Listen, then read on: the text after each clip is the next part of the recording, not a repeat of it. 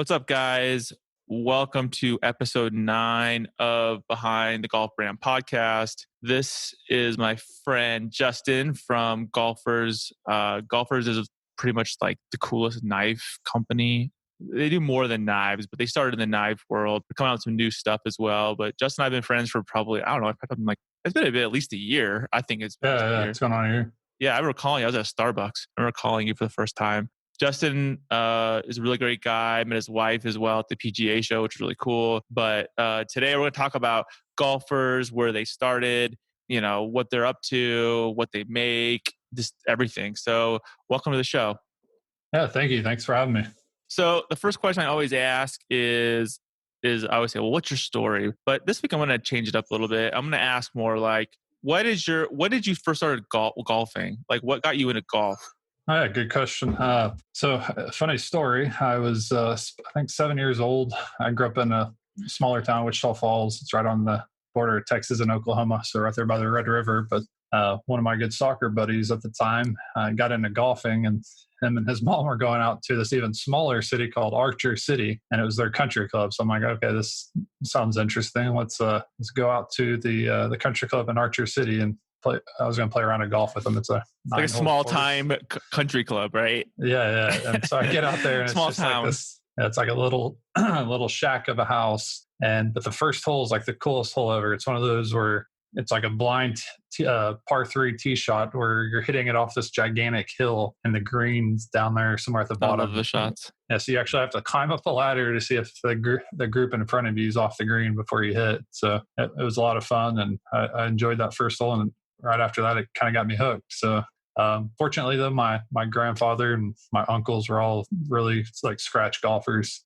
So once I got into it, they coached me up and really kind of solidified my love for the game.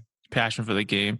So tell me the story behind Golpher. So like, when did you decide to start a knife company? Like, so it's like, why combine knife and golf, right? So I had a habit of losing my divot tools and my ball markers and all that stuff. So every time I'd play golf with my buddies, I'd end up using my tee on the green to fix a divot, which wasn't ideal. And then when I marked my ball, I'd use a tee too. So every now and then they'd hit my ball as they're putting, or they'd hit the tee as they're putting. And they get mad at you. You're like, bro, just put a ball marker on the ground. And you're like, you're doing like the old school. Yeah, that's what I usually do sometimes too. So I'm like, well, what do I not lose? And is there something I could create that I could take with me onto the course and actually enjoy using it? And I've always carried a pocket knife on me, so I'm like, well, hey, is there anything out there that fits kind of like my idea at the time? And so I got to searching and stuff, and there was literally nothing on the market that was of any quality whatsoever. So I'm like, all right, I don't think there's anything like that. For you guys came out, I don't think. It's all cheap Chinese crap. Yeah. So there was a big Victorinox. It's kind of like the Swiss Army knife that had a version, but it's not a locking blade or anything like ours. It's just a tiny little pinpoint knife. That's probably. I think I have that. I think I got that like as a kid. So I saw that and I'm like, okay, I can do this the right way. So originally I partnered with a group out of Atlanta. What year was this? This was summer 2017. Right when I first launched the brand, but it was just like a bare bones website, and obviously we didn't have a product. I just had sketches at the time.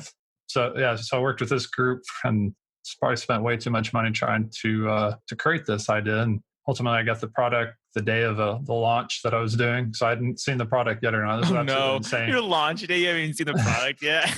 Yeah. So not to make matters even worse, the day we were launching, I'm playing at this golf course for a gigantic tournament of one of my customers for my day job at the time. And so I had this booth set up that, okay, I'm going to launch this in front of you're so excited. You're like, oh, this is going to be awesome. Yeah. And so that morning, I was supposed to have the tool actually and by UPS the day before, but the morning of, we don't have it and it's stuck at the UPS hub. So I had my wife go grab it while I'm playing in the tournament. And then when they're doing the awards and stuff, I'm like, I bet you shot really well that day. It was a scramble. So I think that was the year we got second place. So it was not a bad year for us. But so she brings it there and I'm all ready to get ready to launch this thing. And I get it, I open it up and I look at it, and I was just so depressed instantly. I saw in just the quality of it, and the layout of it was kind of what I had envisioned, but ultimately it was garbage. You're just like so sad. You're just like, what? Yeah, I'm all about quality and stuff that I buy, and I got this, and I'm like, this will never even sniff the market because it is straight up garbage. Because you're like, this is crap. Like, this is not even close. Yeah, so I didn't want to give up there though. I mean, I went home, no, of course not.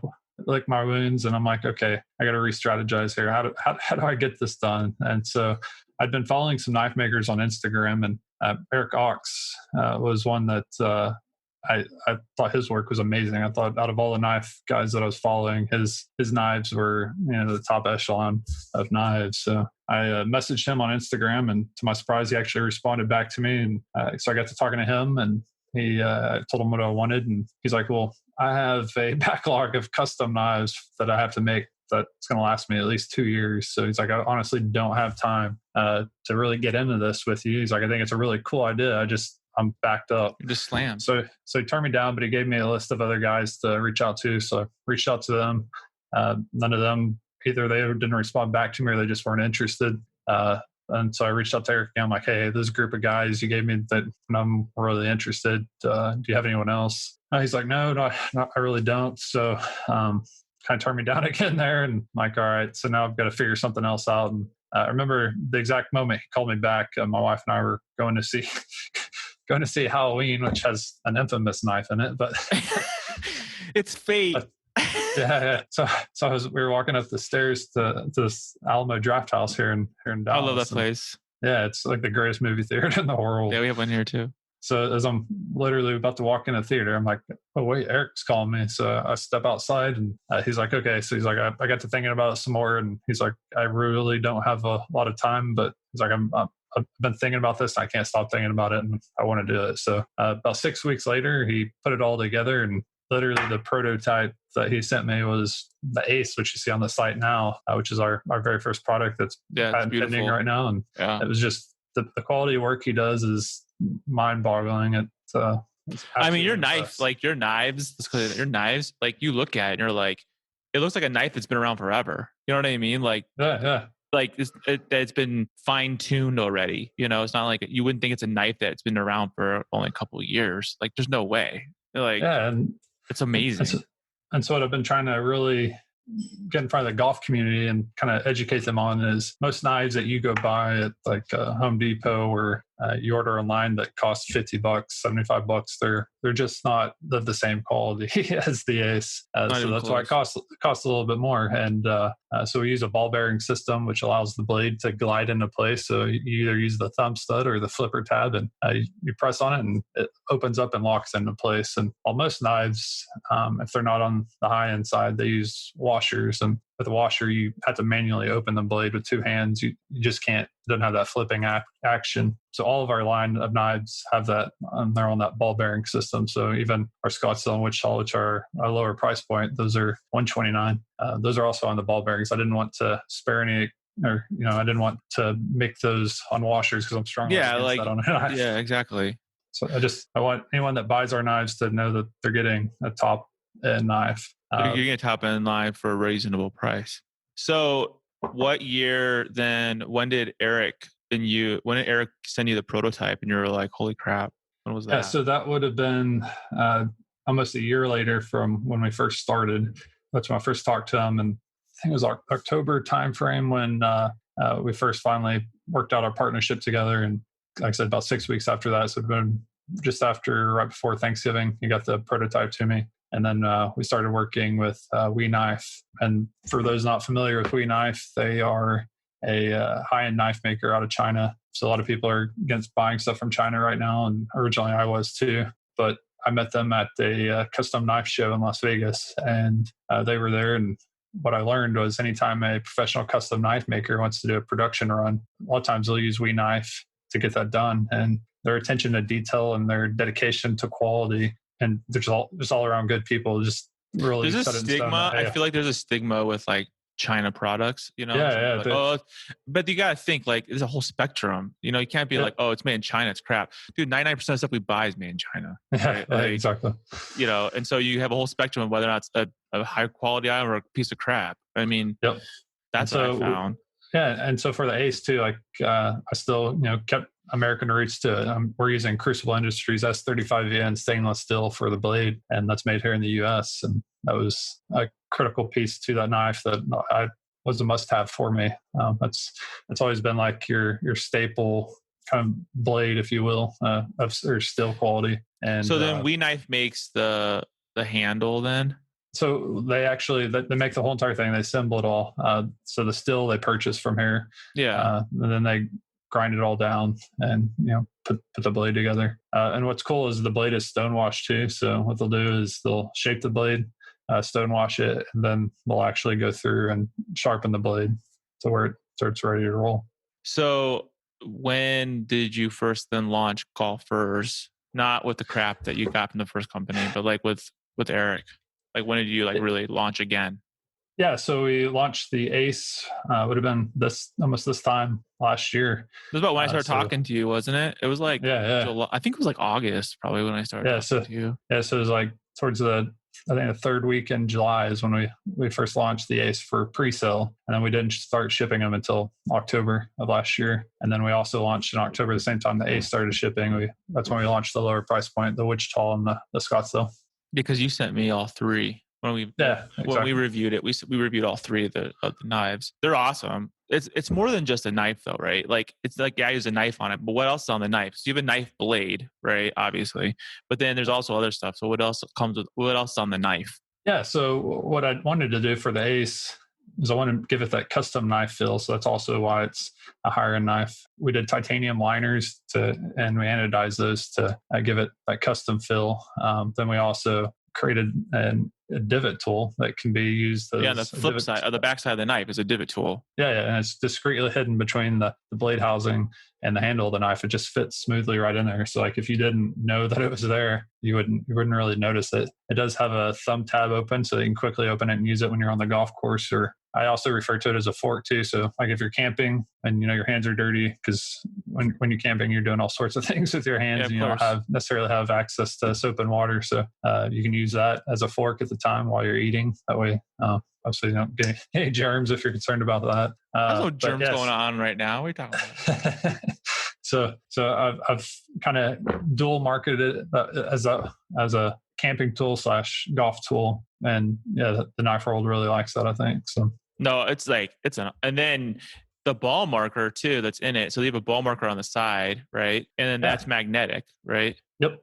So we create the ball marker so that it's only going to come out when you want it to. So you can shake the knife, do whatever you can possibly think of with the knife, and that marker is not going to move because it's held in by two strong magnets. Then once you press at the base of the bolster, which houses the marker, it releases the marker, and you can use it for golf, or you can quickly swap it out. It's just that way you can change the look of your knife. So we've got a lot of cool different markers on the site. So I even have the child, Baby Yoda, if you will. So if you're into Star Wars and you feel like having a Star Wars kind of day, you just throw on Baby Yoda and rolling out the door. What's cool is like you have different designs and price points, right? Like you have the Scottsdale and the Wichita, and then which is like what, 129, 120 something, or 129. Yeah. For the knife, but it's more than just a knife because you get the ball marker and you get the divot tool, right? And then but then the Ace is more expensive, but it's a different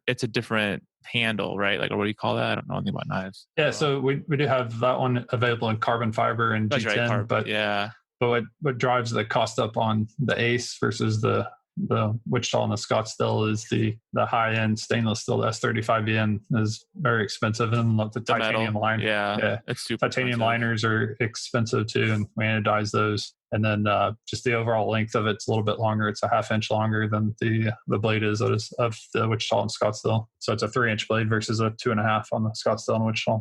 So what colors they come in? So we had I know there's like in the last year you've come out with a lot of colors. Before you just had a couple, right? And now you're coming out with like blue and red. Yeah, so each model has 6 colors available to it. So the Ace has 2 carbon fiber handles. One has purple anodization, one has blue anodization.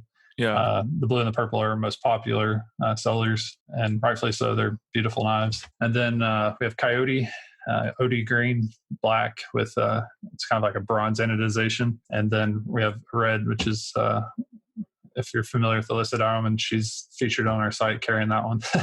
That's cool. And then, sorry, go ahead. No, I was just saying Scottsdale and Wichita, for the most part, those they have the same color line on both sides. So it'd be gray. We have an Arctic blue, black, what I call blue on black. So it's got a black blade with a blue That's cool. Anodized thumb stud, and then Coyote. You got cool stuff, dude. Like seriously, I'm not like a huge knife person. I wasn't a huge knife person until I started buying like to look at your knife. Really, that's the truth. Like now I'm like, oh, the knives are really cool. I guess everyone's kind of a knife person because I mean, I don't know, like if you're camping or if you're outdoors, but like now it's like an everyday carry knife. It's not just like a regular, oh yeah, I carry knives to the golf course. It's like you always have I know lots of people, and now I'm starting to become like this too, is having an everyday carry, right? Yeah, exactly. And it's kind of cool because it's a golf tool knife, but it's also your everyday carry. Yep, exactly. And that's really what I want, the golf world to know is that it's not meant just for, the golf course. It's meant to literally go with you everywhere you go. And it's built that way too. So whatever, your day throws at you. It's a sick knife. Seriously. Yeah, it's going to be there like, to go through that with you. So in the last year, then you guys have really grown a lot, I feel like. Yeah. So obviously starting from scratch, I've funded this whole entire company myself, and I'm not a high bankroller. Yeah. So it's just, we've grassrooting it, if you will. So I'm going out to golf courses pre-COVID, setting up my tent and stuff, and just trying to get my name out there. Obviously, the whole COVID situation's kind of thrown a curveball at us, like many companies. So really put a online presence for us out there on Instagram and stuff. We have a pretty good sized following there and growing each week. But we're still planning on hopefully being able to attend the Blade Show West. When's that? They just moved it to the beginning of October. Originally, we were going to do the Blade Show East. It was supposed to be in June, the beginning of June, but that got pushed back to August. And my wife's due in August with our first child, so I didn't want to. Did she really? I didn't know that. Yeah. So she's. You didn't tell me that, bro. Yeah, so we're having our first girl. Oh my gosh! Congratulations! Supposed to be the middle of August, so I didn't want to risk being gone. So you got a little bit of stress going on, right? She's like 8 months pregnant, almost. I didn't want to. I regret that one the rest of my life. Yeah, oh my gosh, dude, you got a lot going on. Like, I had Circles Golf on a couple weeks ago, and like his wife just had a baby too. So it's like, wow, like he had a newborn, and they have, I think, an older daughter already. But it's a lot of Jesus. That's a lot of. It's so exciting because I love that time too. But so then do you think they're gonna still have the show in October? I bet they're not gonna. I bet they can't. I bet they cancel it. Yeah, it's in Oregon too. So I don't. Oregon's probably one of the more, I guess you say, conservative in regards to the whole COVID situation. So I highly doubt that their governor is going to allow any shows to happen. No, with the rate still growing as fast as it is. I don't think they're going to have PGA show this year. I'd be surprised if they do. I don't know, unless they find a vaccine or something. I don't see it happening either. I don't see anything happening for any kind of. I know so many people doesn't matter what industry you're in, they're just canceling all the conventions because they're just asking for it. Someone's going to have COVID guaranteed and everyone's going to get it. So don't go. So then, how do you have a baby? That's awesome. You excited or what? Yeah, I'm very excited. My day job, I oversee a fleet of trucks. So my team there, they did a really cool reveal for me. We had a Peterbilt tractor and they threw the powder into one of the stacks. And so then I fired up the diesel engine and all the pink color came out the stack and, that's so cool. A cloud of smoke. It was really cool and special. But I was obviously, like most guys, you hope for a boy and then I saw it was a girl and it'll be special for sure. Yeah. I remember when we had our first one, I was so excited, but so nervous because you're like, holy crap. Because your life does change, dude, totally. It did for me at least. So she, I'll pull this up real fast. Actually, I did post it on Instagram, I think the other day. But she's like, well, not the ultrasound, but she asked me to get a little baby outfit. So I picked out the little baby. It's kind of fun. Like when babies are little, you can buy the coolest stuff for babies, dude. Like we dressed my son up like Santa Claus, like when he was like 2 months old, because he was born in September. It was so freaking funny, bro. Like we have, I don't know. It's such a fun time. So then, all right. So then what's coming out like in the next 6 months? Because I know you have new stuff coming out. You're telling me about Yeah, we do. I haven't released the designs online yet, but for a divot tool, so golf related, we've been working with a gentleman named Dan Kerr. He's a PGA Tour instructor in Florida, and he sent me this really cool divot tool he made, and I liked it. But I'm like, okay, I want to kind of put my spin on it as well, because anything I carry in the golf world now, it's got to have that everyday carry vibe.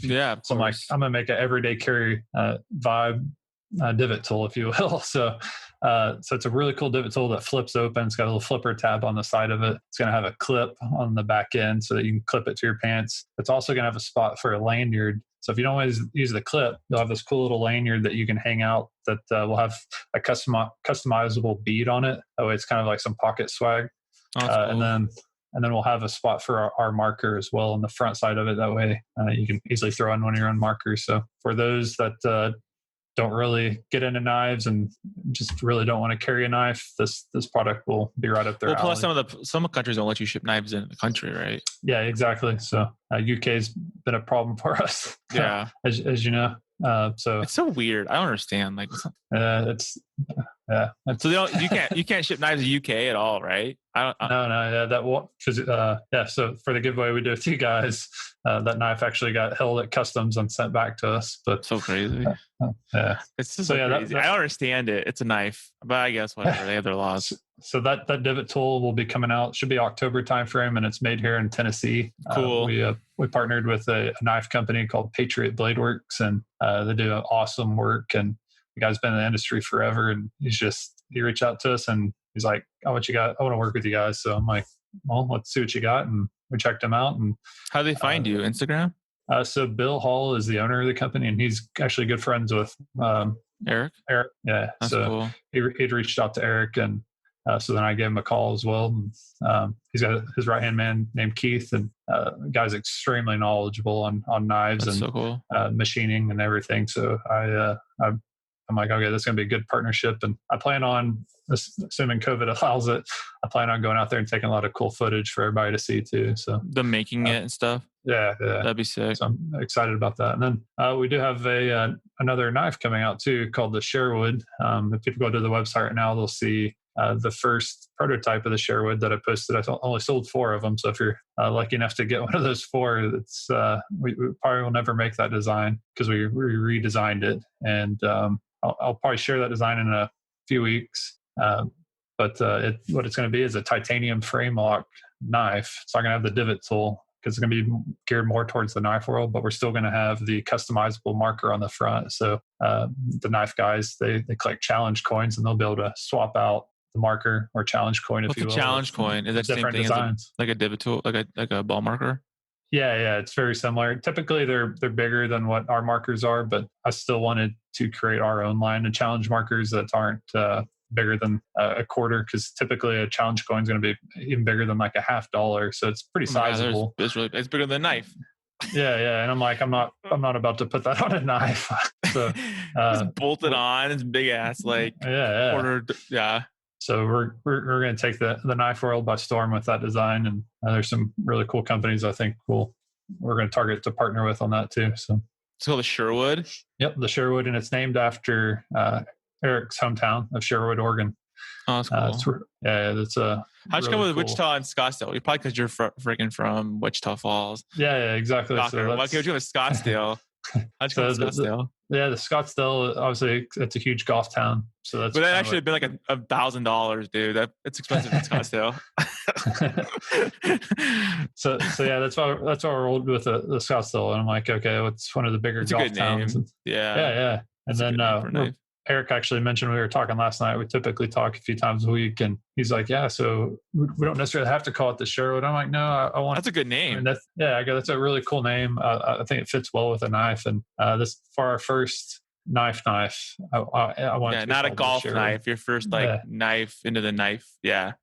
And Nice so he's little like, knife. well, you should come up with one called Bandon as well after Bandon Dunes. That'd And be I'm like, cool. yeah, it's a cool name too, but I don't want to get too ahead of myself. But I do have some ideas for You should have a knife to Paul. The Paul. If you have a picture of me, you're like, like don't do that. I know you're probably thinking about it. Like, I'm gonna make a coin like that and I'm gonna sell it. Be like me and me going like this, and then it'll be Baby Yoda. Baby Yoda in the background. Me, like Baby Yoda's on my shoulder, and he's like this too. That's awesome. You guys have a lot going on. Yeah. I'm a lot going on. Has COVID slowed you? Like, I've always asked this question a lot lately because I already kind of know the answer, but I always find it interesting. Like with COVID, did it slow down?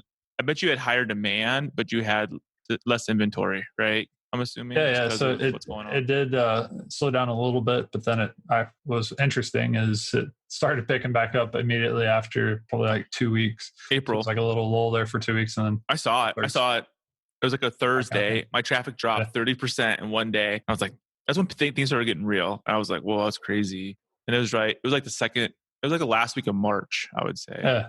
And I would say like right after when the Masters would have been, that's when it started being like, people were like, screw this. I'm still going to go play golf, you know? Yeah, exactly. That's what I think. I could be wrong, but that's what I saw. That's what I felt at least. That and with all the riots and stuff going on, I think gun and knife sales started spiking significantly. Oh, really? So yeah, I didn't think about that. That helped a little bit too. Just people going to buy a knife. Yeah. Especially like if you're not carrying on you every day. Yeah, like I said, not that people necessarily need to use it just for self-defense and keep it on them for that purpose, but it's nice having a knife on hand when you're like, I need to cut that open, or I need to like fix something, or I don't really know. Like it's nice. I have two. I have one in my car. I just carry it, not like for any reason, just to like have in case I need to like fix something, or might be. But yeah, I mean, so when is the Sherwood coming out then? Yeah, so it'll be the same time, or probably about mid-October is when we'll launch that one. That one's going to be definitely going to be a higher end knife, so very similar price point of the Ace, because it's going to have, again, high end crucible stainless steel on it. We're not using S35VN this time, but I don't want to spoil it just yet. But it's going to be a cool stainless steel, and then like I said, the whole entire handle, it's a titanium frame lock design that will have a cool milled checker design in it. Oh, that's cool. Your knives look cool. I have one. Like I was telling you before, I use your knife to, in case you guys didn't know, I use his knife to open all of the boxes for the unboxing because this is a nice knife. And it's nice to cut stuff open with. It's like a very high quality knife. It looks really cool. And I don't know. And then I actually have two of his knives. I have another one that I have in my bag just to have, you know, they're very extremely high quality. And design's sick, and the colors are really cool. Like I did, like the ones I got was from the beginning, so I haven't gotten the other colors yet. But like the original colors are just so cool. And the Ace is like looks like a freaking Rambo knife, dude. It's so cool. You know what I mean? Cause it's all like composite looking, and I don't know, it looks cool. I know. Yeah, and it's surprisingly, people when they get it, they're surprised at how slim it is. Still, considering it's light too. It's super light. How much does it weigh?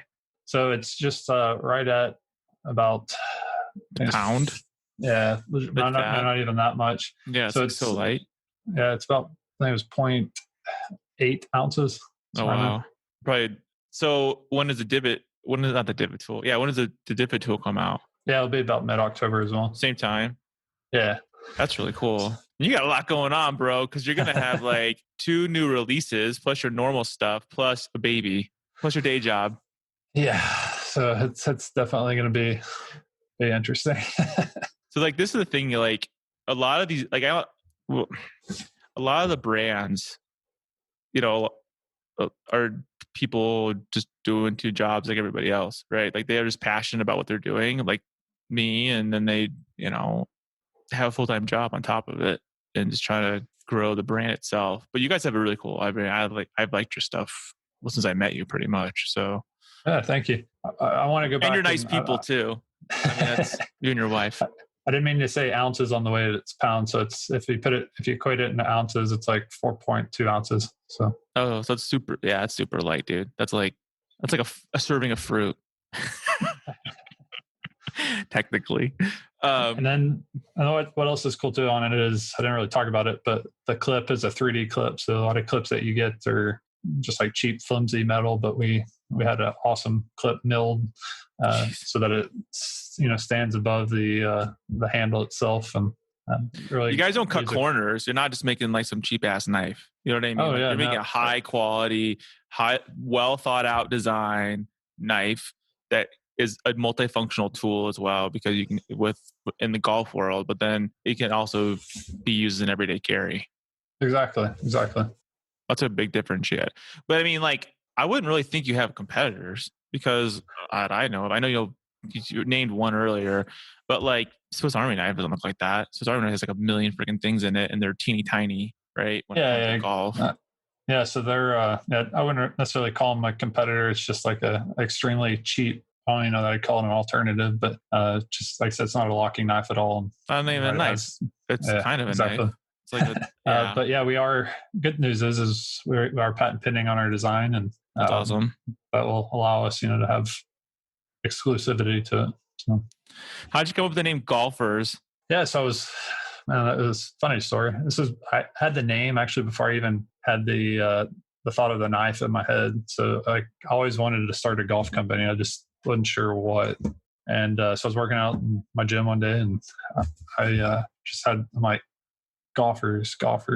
Okay. Well, I love Caddyshack, and there's a gopher in there. So what if I did a play on words? And that's exactly what you did. Yeah, that's awesome. And that's what our mascot is. People say it looks like an angry lion, but it's actually an angry gopher. You know what you need to get, though? You need to get Daphne's head covers, Golpher head cover. Oh, I didn't even think about that. Because like I just did an unboxing. Watch my unboxing video on YouTube. I just did this week. Like she sent me one, and it's so freaking cool, dude. And then like it has a pouch for a ball, but you could take that and put the knife in it. Oh, like yeah. It's so cool, dude. So I have this guy right here on my 3-wood. Oh, that's cool. But yeah, the other one was like pretty sweet. No, it's so sick, dude. Hold on. Where's mine?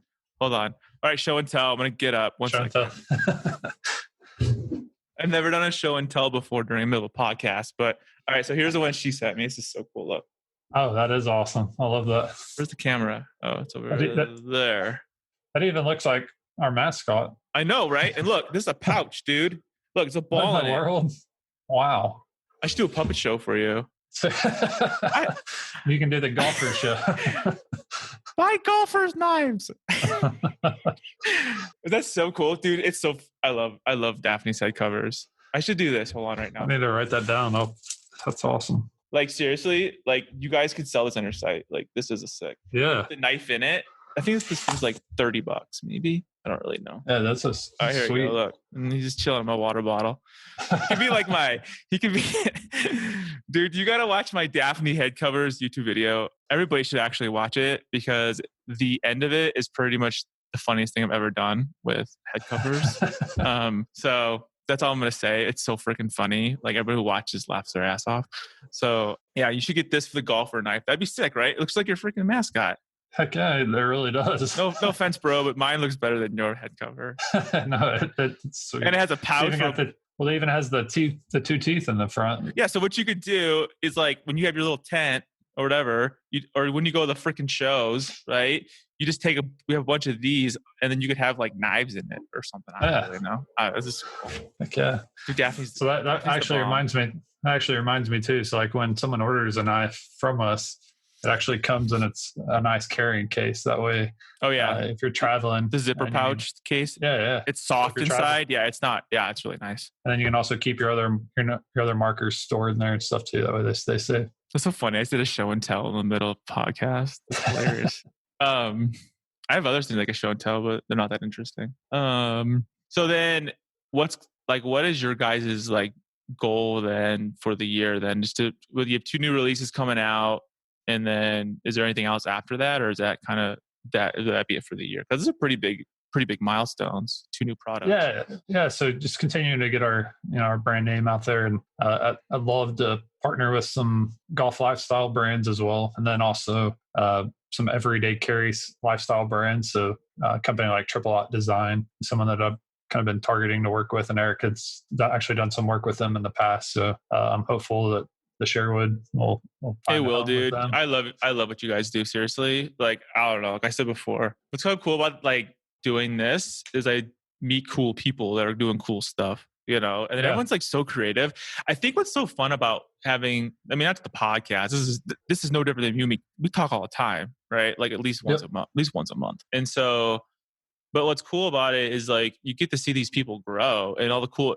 I think what's fun for people like you and me is that this is a very creative outlet, right? From what our normal day jobs are.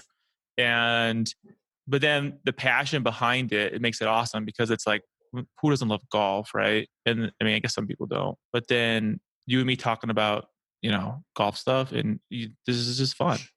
So Yep, I completely agree. And yeah, like I think we were talking before the podcast, like just the people in the industry and stuff, most of them are extremely nice. And most of them are extremely cool. Like just don't be shady, right? That's really what it is. Like that's and then the cool. same thing for the knife world too. I mean, some of the nicest people I've ever met. I've been at those shows and just really good people. So. I think what's cool too, just like for the listeners to know, like don't ever be afraid to reach out to brands like on Instagram. Like I did that in the beginning. And you just make a lot of friends that way. Like, don't come across like, hey, give me free stuff, right? But like, just get to know them. Like, I always make, whenever I do reviews for people, like, to me, this is not a transaction. You're not paying me to do a review. I want to review your product. I want to check it out. I'm excited because it's cool, you know? So to me, it's more of like, it's more about the relationship with the person or the brand than anything. And I wouldn't even consider it a relationship with the brand. It's not I don't have a relationship with the brand. It's more the relationship with the people that work at the brand or started the brand. And like, I want to support them, right? Or learn about their product. And if they're cool, it makes it even better. But so is there any kind of questions I haven't asked you yet? Or is there a question that you want to talk? Like, I know it sounds like it's such an open-ended question. I always ask at the end of the show. And I feel like such a dork when I say it, but like, I feel like I want to make sure that if there's something I forgot to ask, because something that I might do that. There's something you want to talk about that you would like that I haven't asked you yet? No, just I guess with kind of the future of golfers is like I was kind of saying earlier, just want to continue to grow the brand name, partner with those companies, and then just really kind of change the mindset of the golfer would be awesome. Where they become more comfortable with carrying an everyday carry on them, both on and off the course, just because it really is kind of a way of life. And there's a whole community out there of everyday carry people, but it's always say it's always better to be prepared than not prepared. So well, cool. Well, thanks for being on the show today. I appreciate it. I know you're busy and I appreciate you coming on. Just want to let you guys know, like, Justin and his wife are really good people. They're really nice. They make a phenomenal product. Golphers does. Like, whether or not you're into knives, like, you should just still get the knife because it's freaking cool. And you would actually use it. I can tell you that for sure. And the quality and craftsmanship and the design is like, there's literally nothing else like that out there that I like at all. I'm telling you that right now. So he does need to get a new head cover though, as you guys saw in the show and tell section of the show. But I'm just kidding. But well, cool. Well, thanks again for being on the show, and I will talk to you later. Yeah, thanks appreciate you having me. All right, cool. Thanks, man.